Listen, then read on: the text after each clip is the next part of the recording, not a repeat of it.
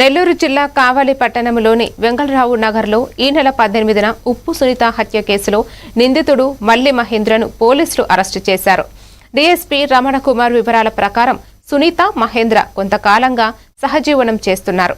ఇద్దరి మధ్య మనస్పర్ధలు రావడంతో సునీత మహేంద్ర ఫోన్ నంబర్ను బ్లాక్ చేసింది. దీంతో కోపంతో మహేంద్ర స్క్రూ డ్రైవర్తో దాడి చేసి హత్య చేసినట్లు పోలీసులు తెలిపారు.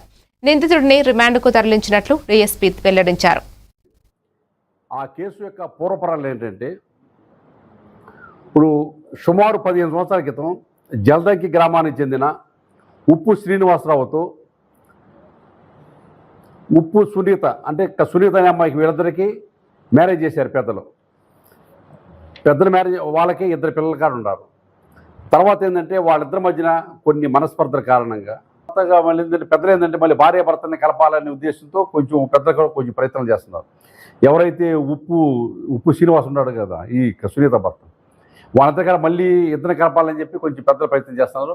ఆ కారణంగానే ఈ అమ్మాయి ఏంటంటే ఎందుకులే అని చెప్పి ఉద్దేశించి ఇతను కొంచెం దూరంగా పెట్టి వాళ్ళ బ్రదరు ఎవరైతే చనిపోయిన అమ్మాయి యొక్క బ్రదరు అతను మనకు వచ్చి పోలీసుకి ఇచ్చిన రిపోర్టు మేరకు ఆ కేసుని నమోదు చేసుకొని మన 2 టౌన్ సిఐ గారు గిరిబాబు గారు కేసు దర్యాప్తు చేశాడు.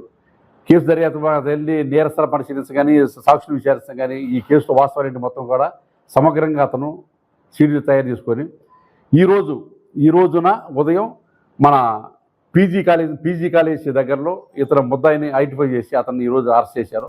అరెస్ట్ చేసి ఇప్పుడు అతన్ని మధ్యాహ్నం తర్వాత